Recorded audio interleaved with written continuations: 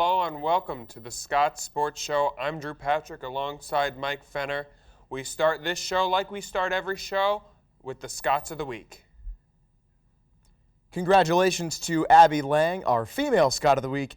Abby took home a first-place finish in the 1-mile run at the Crimson and Gold Invitational. The freshman crossed the finish line in 5 minutes, 22 seconds, 8 seconds ahead of the second-place finisher. Congratulations to Abby Lang, this week's female Scot of the Week. As for the male side, Austin Matthews went 5-0 this week in 3 different events. He opened the week with a 6-1 decision over Lock Haven's Aaron McKinney, the PSAC champion, in Thursday's dual match. That was followed by 3 wins in the Edinboro Open on Saturday, winning a 5-0 decision over Kent Lane of Lehigh, followed by a 14-0 major decision over Columbia's Grant Fletcher. And in this final bout, he pinned Colin Harrell of Kent State at 2 minutes, 3 seconds. Matthews wrapped up his week with a 15-3 major decision over Jake Spengler of Virginia Tech on Sunday. Matthews was named PSAC and EWL Wrestler of the Week. Congrats to Austin Matthews, this week's male Scot of the Week. The Scots Sports Show will roll along, talking with Athletic Director Bruce Baumgartner right after the break.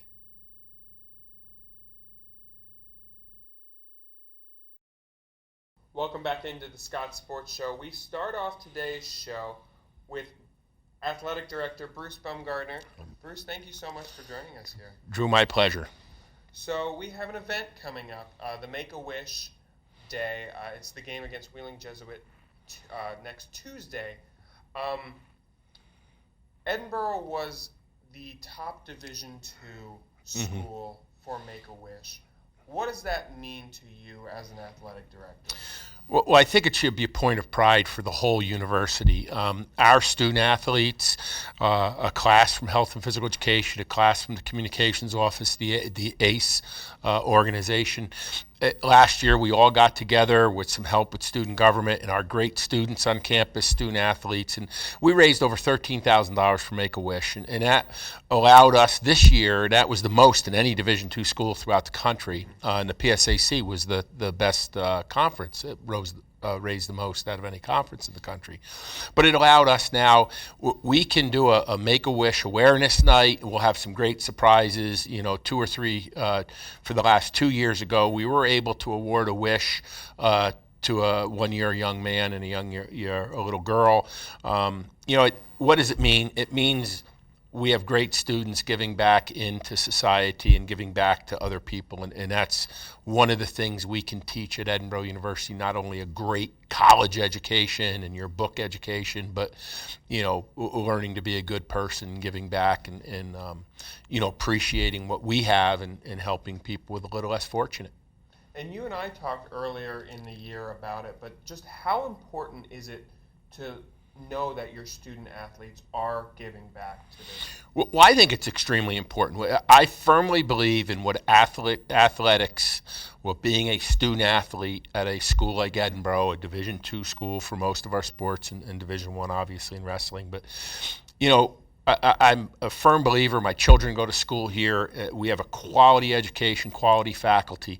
What athletics helps give a student or our athletes is it teaches them the hard work and the dedication. It teaches them goal setting, time management, teamwork, all those intangibles that we don't learn in the classroom. And then part of what we stress in the athletic department, we ask all of our student athletes to go out and do a community service, all of our teams in the community to give back, whether it's reading at the elementary school, going to the Edinboro Manor to help their patients, to cleaning churches, helping out at the YMCA, participating in buddy walks.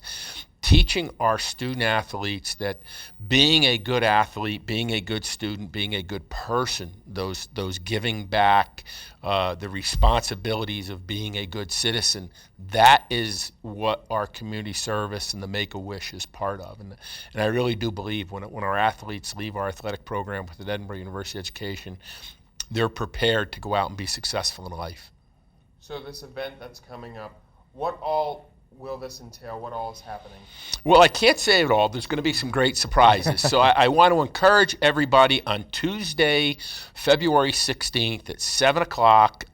We'll have our ROTC involved. We'll have almost all of our student athletes, all of our teams involved. There'll be some presentations and some gifts and awards. And, we hope to have 3,000 stars in the lobby of that. Our student athletes are out selling stars right now to help raise money for Make-A-Wish. Make-A-Wish will be involved. We'll have, help from the ACES Club, Communication Club. It should be a great event for a faculty member, a student, a community member to come, and just hopefully when you leave, you'll feel good about what you have, and you'll feel good about helping other people.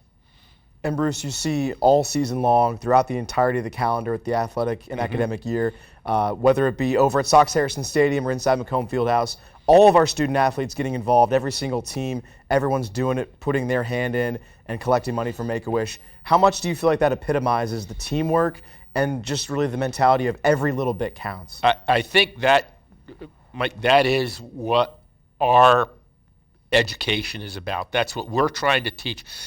It's not, we don't have any one person. It was $13,000, pretty much $1 or $2 at a time. Now, we've had a couple of decent-sized donors, but it's when you sell, like if somebody sells a T-shirt, you're only making $4 or $5. It's, a dollar collection here and there, and it's just our great fans and supporters and parents. It's a lot of, for lack of better words, pocket change that's helping a little boy or a little girl get their wish. And you got to remember that the people that receive wishes, not all of them are terminally ill, but it's a pretty severe, usually, illness that, maybe it's a cancer survivor. So you're providing just a beacon of light, a beacon of hope, a joy for that, usually the family, but for that one, boy or girl. And then what do you think? Obviously, it speaks volumes to the student athletes and everyone involved in putting the work together and really getting it going. What do you think it speaks to the people on campus, the people in the community that are willing to be donating, and maybe throughout several different games as well? Mike, as I said earlier, it's really a university should be proud, because it is our students giving $1 here and there, that come to a game. It's our fans giving $1 here and there. It's the faculty. It's it's the Tim Thompson's class and his club, communications club, that helps out. It's Becky Whaler's, class that helps out and promotes. It's student government that helps us promote. It's a lot of people that have their hand in helping, raise this money so a child or two a year can go on a wish, and it's a pretty good feeling when you see the pictures later on after the kids get back and the smiles on the face. And shifting gears from the Make-A-Wish game, obviously some big news in early January with the hiring of a new head football coach, someone who we will have the privilege to talk to here on the show this week, Coach Justin Lustig. What can you tell us about Coach Lustig and really the process of getting him here and naming him as Edinboro's 14th head football coach? Well, Edinboro University, we decided to move in a different direction and get a new football coach. We wanted to be patient. We wanted to have a national search. We wanted to be very thorough and diligent in the screening process. So we were very deliberate in trying to get the best coach that we felt met most of our needs at Edinboro University. And when it came through, there were 120 plus applicants. We Skyped, I think it was 12. We brought 7 on campus for interviews. And I mean, at this point, and everybody says, well, boy, you got a great new coach. Yes, we think we have a new coach. Really, what tells you if you have a new coach is probably 2 or 3 years down the road. But I mean, we've had what I think is a great recruiting class. We have a lot of energy in our current student athletes. The feedback that I have from our current team, it's really good. There's a lot of excitement in the football. Our Coach Lustig has reached out to the alumni, so I'm getting a lot of positive feedback about, the alumni efforts and so forth. Now, what we need to do is turn that into, more people donating to the program, which in turns turns into more scholarship dollars, which hopefully turns into, the work ethic and the recruiting. to more wins. So, we're still in the process of hiring the assistant coaches and getting the staff all in place, but there's just a lot of excitement. I mean, I think there's just a lot of great things happening in Macomb Fieldhouse, in football and other sports, and the Make-A-Wish. I mean, I can't be prouder of, our student athletes, our coaches, and the attitude and the positive energy that, they're providing. Ultimately, if there was one thing, what was the one thing that made you guys decide, yes, Justin Lustig, this is the man we want to be the coach here? Drew, there really wasn't one thing. We had about 5 people on the committee, and it came down to, obviously, it's always 2 or 3 people. And, we did a lot of background checks, reference checks, I guess they call them. We did a lot of reference checks. And, the energy, the combination of Division I and Division III backgrounds, it's a local connection to Erie. I mean, there's just so many different things. The playing and the coaching experiences. We just felt the positive energy, that you just feel when you talk to Coach. I mean, it's just, I know I felt, and others on campus felt, that it was the right thing to do. And, so far, all indications, it is the right thing to do. And we'll know in 2 or 3 years if we're sitting here going, boy, we're in a hunt for a conference championship, and, we're still having great recruiting years and stuff. But time will tell in the coaching position. But I couldn't be happier. Shifting gears one last time, in March is right around the corner. Edinboro is hosting the national championships for the wheelchair basketball. How was Edinboro chosen to do that? And just as the athletic director here, what kind of honor is that for us to host it? Well, we're pretty excited about hosting it. Coach Glatch and his team members, I mean, they do a great job representing the university, and we are only one of 9 men's wheelchair basketball in the collegiate division of the National Wheelchair Basketball Association, and we're probably one of the smaller schools, to be quite honest. But, our reputation at Edinboro to provide with students with disabilities, not just wheelchair basketball, but our whole office with students with disabilities, it's a real point of pride for us. We're really trying to do it very first class. There's the 4 women's teams, and there's the 9 men's teams. The selection process, actually it rotates. So every 9 years or whatever, we did it in 2007, I guess was our last time. And, our team is working really hard to be as successful as they possibly can. I know the administrative staff, the university is working really hard to make it a first-class opportunity for our fans and obviously for our players and our guests that are going to come in, the other teams. So we're pretty excited about it. The only sad part about the whole thing is that it is over our spring break. So we do want to encourage our students, our faculty and staff that are in the area to come to the game. It will be, your student ID will be accepted for admission, so you won't have to buy a ticket if you're an Edinboro student or faculty member or one of our boosters. But I think when you watch how hard those athletes compete, if it doesn't make you feel good about providing that opportunity, and about, what I always look at when I start feeling sorry for myself that, I got it rough, man, you got some young men and young women out there that be it in that weekend that they're overcoming obstacles that I would never dream of, and they don't even think about it. They're playing hard, they're good grades, I mean, they're just excellent people. And, it's, if you have an opportunity on the 12th is the finals, and obviously the 10th and 11th are the preliminary games, to catch a game, it is definitely worth coming and seeing. It's inspirational, and it is some good basketball. I'm sure you'll have a couple of people that are probably on those teams in the Olympics in the summer, I would imagine. All right, well, thank you so much for joining us here today, Bruce, and we wish you the very best with not only Make-A-Wish, but with everything else that Edinboro Sports entails. Well, thank you very much. It was a pleasure.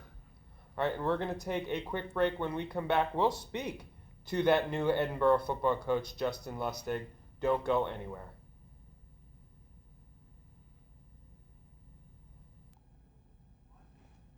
Welcome back to the Scots Sports Show. Now we talk Edinboro football.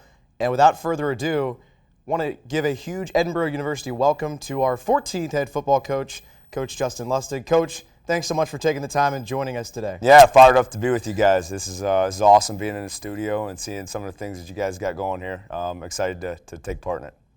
So, Coach, first things first, can you talk to us about the process of how you got here, where you came from, and just kind of tell us about, how much this job means to you as your first head coaching job? Sure. Well, the life of a coach, especially when you're trying to climb, to the highest level, and that was kind of my wife and I's kind of goal in the beginning of our career is let's see where this thing will take us. So we've kind of lived a nomadic life.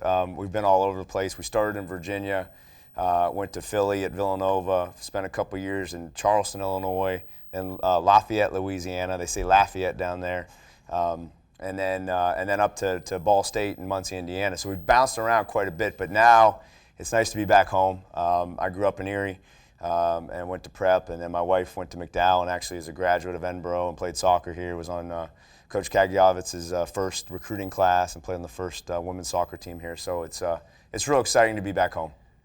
How much did that go into your decision-making of coming home, being a former prep Rambler, and getting back to your family ties here? Yeah, it's huge. It was huge. I was not applying for Division II head jobs in North Carolina or South Carolina or anywhere else out in the country. We wanted to come home, and that's something that was important to us. One, from a personal standpoint of we have two young boys and having them close to their family and being close to friends, but also, I think in terms of my ability to have success, our ability to have success with the football program, I think a big part of that's going to be some of the relationships that you build, and the fact that I grew up in this area and my wife went to school here. We've got a lot of relationships intact already that'll certainly help us. What sort of advice did you get from other coaches at Ball State or the players that you coached there? Sure. Advice. A lot of advice throughout my career, and I think most immediately, I think the biggest thing that had come across from mostly coaches is to be yourself. I think that's probably the number one thing I've heard from coaches that are different parts of my background. That maybe some coach that was in the NFL or a guy that coached with me at Ball State, but I think the common thing was be yourself and don't try to be something that you're not, and then you'll have success.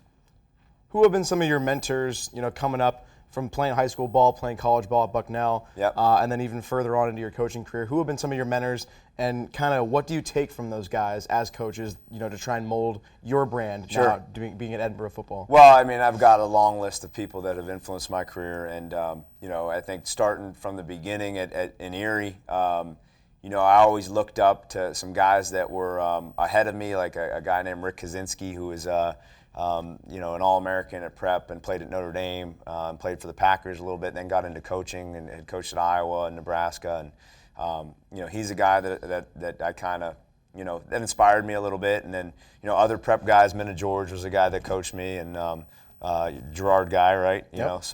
Then made his mark out in Girard. But before that had a great career at prep. And then, most recently, I've been fortunate at my times at Ball State and Louisiana Lafayette and Eastern Illinois as well to be around some great coaches, guys that are in the NFL right now, guys that are at some smaller schools, but that have been very influential. So it's just a long list of people. And then being the special teams coordinator, also coaching running backs, Yep. a bunch of different positions that you coached. How do you feel like that'll influence the way you are as a head coach Right. and the things that you bring to the job, being the head man? Yeah, when I interviewed for the job, I was prepared for the comment that, you haven't been an offense or defensive coordinator. And, when you research that question, it's kind of interesting, some of the names that you'll come up with guys that are successful football coaches, head coaches, that were never coordinators, but were special teams coordinators. And Urban Meyer's one name that comes to mind. And then you go way back, and Marv Levy's a guy with the Bills. But there's a long list of guys like that that have had great careers that were not offense or defense coordinators. But my point is the special teams part, I think, really prepares you, and it prepared those guys. They were all special teams guys, and for a lot of reasons. One, you have to manage the whole roster as a special teams coach. So you're not just dealing with the offense or the defense. You're dealing with the entire team, linemen, skill guys, mid-skill guys, a lot of different people. So you're managing the whole roster, and you're also in front of the room managing the whole team, and also coaching the coaches to help you. So I think that has prepared me well to take on this role. And how do you feel about the welcome being here at Edinboro, the support staff, coaches now that you're working with, and just everybody on the campus and in the community? It's been great. I got my first haircut the other day, and 2 ladies in town were awesome, and they knew me right away. I think that's pretty neat. I called my wife and I said, we're in trouble. The barbershop ladies know me, and but that's awesome. I think that's one of the things that we're really excited about is moving to a town like Edinboro where everybody kind of knows you, and hopefully they will get on board to support us. But the welcome's been unbelievable, and the enthusiasm of the people that have helped us in recruiting so far has been really good. And you mentioned recruiting. You're given the job in January, and that's a quick turnaround for National Signing Day. Right. What sort of challenges in that small amount of time did you face recruiting-wise? Sure. I mean, a tremendous challenge, and I part of my plan when I first took over was, the first thing was recruiting, but there was 2 kind of aspects of recruiting. One, it was recruiting our current players to buy in, and hey, we got a workout tomorrow at 6 a.m. We got to get them on the same page. Here's what we want, and they got to buy into what we're asking them to do. And then the second part is the typical kind of recruiting of high school athletes to join your program, and that's been a challenge. But fortunately, we've had a tremendous amount of support throughout the community. People like Dr. Shin in speech and pathology, and Kathy Robbins is an academic advisor for us that was instrumental. And then our administrators, Bruce and Todd J. and Dave Heim have all been a huge help. So I think that's been a really great thing for us is all the help that people have given us. And with National Signing Day coming last week, you got 9 players signed. You got a couple of guys from Cathedral Prep. Yeah. How'd you feel about your class? Can you talk about the guys now that you have as a part of your program? Yeah, we can talk about the guys that signed, and we're real excited about them. And I think I'm real excited that it's kind of my first class too. That's kind of a neat thing. So, some of the relationships that was pretty neat is I was recruiting some guys in Western PA when I was at Ball State. So Andrew Tomko, the quarterback from Sharon High School, was a small school player of the year in Pennsylvania, all-state quarterback, broke a lot of records at his high school. And then another guy, Tanaz Gregory, was the District 10 player of the year at Prep, kind of a smaller skill guy. But both those guys I recruited at Ball State. So at the Division I level, you start those relationships really early on in those high school kids' careers. So I had a long-standing relationship with those guys. I think that helped a lot, that they kind of could trust me, and I've always kind of been saying the same message to them even when I was at Ball State. So that helped, and I think once you get some bigger name kids to commit, then it gets the ball rolling, and kids kind of see, okay, wow, if Tomko and Gregory can commit, this must be a good thing, and this must be a good place, and they must be going in the right direction. So that certainly helped us, and I think it's going to help us in the future too. And it's understated that being a local guy really helps with recruiting. But just tell us, how much does that actually help, being from this area to recruit in this area? Yeah, to be honest with you, I don't know that it helps that much. I mean, you can obviously look at the kids we signed from Prep and say, yeah, it was my connection. But, I think it's all about building a level of trust with the players. And so I think, when the kids can go into Prep and talk to maybe some of the math teacher that I had when I was there, and the history teacher that I had when I was there, then there's a level of trust that already exists, and that certainly has helped us. And then, my father's helping out, coach with us, and he's got a presence in the Shenango Valley, down near Sharon and Farrell and those places, and West Middlesex we got a kid from. So I think that helps, that, hey, these are people we can trust that are going to be doing the right things, and we'll get this program going in the right direction. Coach, you've been very active on social media yourself. You've gotten these coaches now on the staff active on social media. Right. How important is that to be able to relate to recruits and to kind of just get Borough football on the map and out there and get the exposure? Well, we're obviously in an academic building right now, and if you walk down that hall in that building, I noticed this as I was walking into the building, most of the students are walking down the hall doing this. They're not reading newspapers, and they're not talking to people as much, but they're doing this. And I think that's a huge way for us to get our message out there. and to get some positive vibes going for our program. And nowadays guys are checking their Twitter, and whether they're laying in bed or whether they're waking up, usually they're checking Facebook and Twitter and Instagram and Snapchat and all those things. I might need a lesson from you guys on the Snapchat and Instagram. I think I got Twitter down right now. We'll be happy to do that if you need. All right, that would be great. And then how are workouts going right now? Because now you have that kind of downtime where you got winter workouts until you get to spring ball, and then the process kind of speeds up from there. How are those workouts going? Yeah, they're going great. Our team, I couldn't ask for a better attitude right now, and hopefully that'll last, and it doesn't wear off with kind of having the new coach here and the new message and everything. But right now they've been great. They've been working their tails off, and we've got, I'll tell you a funny thing here. We started these 6 a.m. workouts, and on the first day, we found out real quick that we got to move the garbage cans a little bit closer to the drills because we had some guys that weren't making it quite all the way to the garbage cans. So, we don't want to be cleaning up too much stuff in the nice dome there. So there you have it. Once again, Coach, a huge welcome to Edinboro. Thanks so much for taking the time. Yeah, I appreciate you guys having me on. And that's our Borough football discussion with new head coach Justin Lustig. Don't go anywhere. The Scots Sports Show continues up ahead. Welcome back to the Scots Sports Show. Now we talk Edinboro women's basketball. I'm joined to my immediate right by Drew Patrick. Next to Drew is Coach Stan Swank. And finally to my far right is senior guard Lauren Hippo. Coach, Lauren, thanks so much for joining us today. It's great to be here. Thanks for having us. So we continue on with our basketball chatter from last week. Had a couple of games. First, going down to Slippery Rock down I-79, taking on the Rock. Coach, what did you see out of that game? Very competitive back and forth. What did you think stuck out with your team winning that game on the road?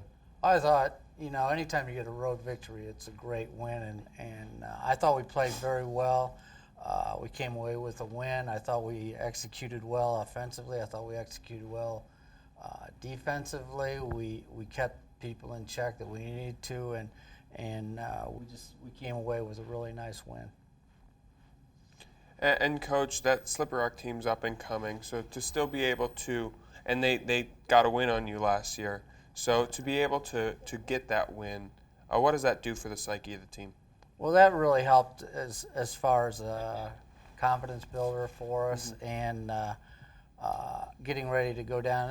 One of the things we wanted to do was make up for last year's loss down there, and they also have 2 tremendous Division I transfer guards that are very, very good, and they're very dangerous. They've beat some good people. They beat Gannon at Gannon, and so they have some great wins, and so for us to go down there and get a win was huge for us, and helped us towards our journey. What did you think about that final stretch there where Slippery Rock in the last 2 minutes kind of shuffling in and out, 5 for 5, fouling, trying to keep it in the game? How important was the focus down the stretch at the free throw line, not turning the ball over and just making sure you could close it out? Well, I think that's an important aspect, is us being able to close out, and we did a great job with that. We ended up for the game shooting 44 free throws because they fouled us so much. We made 36 of 44, so I felt real good about that, and down the stretch we primarily made most of our free throws, and we did what we needed to do in order to close it out, and that's something that we really need to learn and to become very confident at. And then you go into game 2, which was Saturday evening, a night game at IUP.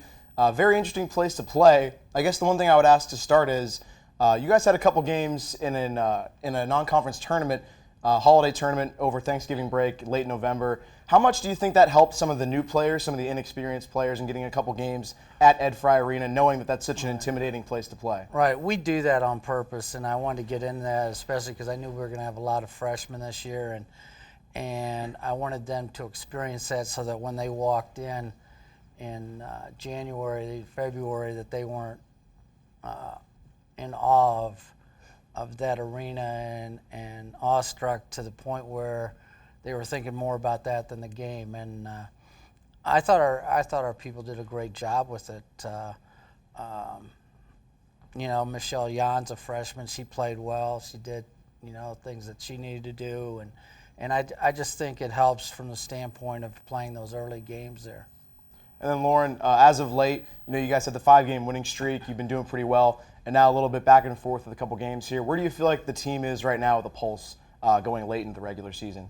I think it's kind of like hitting us that we have 4 games left of the regular season, and we really wanted that win against IUP, and I think that we fought pretty hard for it, but we've got to bounce back from it now and try and go for 4-0 the rest of the season. And we didn't get a chance to talk to you, but a couple Wednesdays ago at Gannon, pretty big night for you, reaching 1,000 career points, huge milestone for your time here at Edinboro. Could you have ever imagined coming into this program, you'd have a night like that where you're celebrating 1,000 points, and what did that mean to you? No, actually, I mean, people have asked me that, and I tell them every time that in high school, if you would have told me I would have scored 1,000 points in college, I probably would have laughed. So it was a cool experience, and the people that I got to celebrate it with, I mean, it was cool that it was against Gannon. I wish we would have gotten the win, but and yeah, it was a milestone, but now I'm just kind of focusing on the rest of the season now and finishing on a good note. And we talked to Anya last week about her senior year and kind of how she approached things coming into the season, maybe taking it one day at a time, one game at a time. How have you approached things knowing that, like you just said, 4 games left in this regular season, you got postseason play upcoming after that, but this entire way, how have you kind of approached things? I mean, talking with Coach Swank and Coach Callie, and with Anya, we both were kind of taking on more of a leadership role, so that was kind of new for me. I was a leader in high school, but it had been a while. So making sure that the freshmen were on board with the plan and everything like that to work as hard as we could and put in the extra work. Just focusing on helping to build them is what my main focus was at the beginning. And with this season, as far as it is, has it quite sunk in yet that this is your senior year?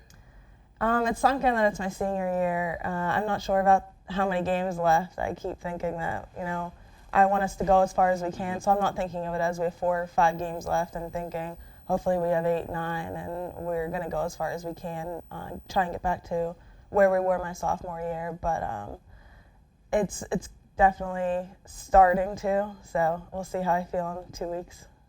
And Coach, this week we have another group of important games. Starting on Wednesday, we continue being on the road at UPJ. What are sort of the mindset, both as a coach and as a player? Let's start with you, Coach. Well, I think right now we're excited about every game because it's a preparation for playoffs. It's also we want to finish strong and we want to have a good foundation as we get ready for playoffs. Every game's exciting. Every game's different. And in our conference, you have to come to play every night. And, we play UPJ, who's actually in last place, but we beat them by 2 at home. So when we go down there, we have to really be prepared to play. In our conference right now, I've never seen this since I've been here. Everybody can beat everybody, literally. And UPJ beat IUPs, for example, and so everybody can beat everybody. So you've got to bring it every night, and to me that's kind of exciting. I think it makes your team stronger. I know on the east side that's not necessarily the case. They've got some wins that they know they're going to win, right from the start, and so I think it just makes us stronger and better, and you have to get prepared for each game. And Lauren? No, just like Coach Swank said, the last time we played UPJ, we only won by 2, and they had a last-second shot that, they could have won the game. So people always say you can't judge game by game, and this is one season that's extremely true because, like he said, they beat IUP, and then we just lost to IUP, and there's been so many other games like that. So we got to come to play. Having a late sort of road stretch, as you did Slippery Rock, IUP, and now UPJ, does that help you going into the playoffs at all, being able to play at an opposing team's arena? Well, I think absolutely. I think because it builds experience with it and understanding it in our players. If we go back to IUP, for example, I think that just is – they're ready to play. They'll be thinking more in terms of game than where they're playing. So there you have it. We will have a couple of games on the road at Pitt Johnstown on Wednesday, and then Saturday at home, finally getting out of that 3-game road stretch to take on Clarion. Coach, Lauren, thanks so much for taking the time to join us and talk some Borough basketball today. It's always great to be here, Mike. Thank you. Don't go anywhere. When we come back, we'll close up the show and give you the upcoming schedule of events. Don't go anywhere. That's all we have for you this week in the Scots Sports Show. But before we go, let's take a look at the schedule of upcoming events. Let's start on Wednesday. Both basketball teams travel to Johnstown, Pennsylvania to face UPJ. You can hear both of those matches on 88.9 WFSE. On Friday, the indoor track and field teams go to their biggest meet of the year, appropriately titled the Big Meet, the GVSU Big Meet. On Saturday, we have more basketball home against Clarion at 1 and 3. You can watch that live on ETV or listen on the radio at 88.9 WFSE. And then on Sunday, Valentine's Day, wrestling is at Kent State University, where they're facing both Central Michigan and Kent State University. And a reminder that the game against Clarion on Saturday is the Fighting Scots Fighting Cancer game.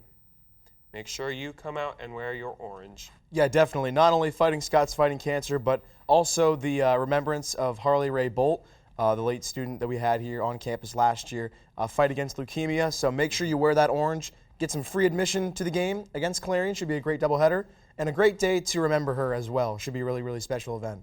All right.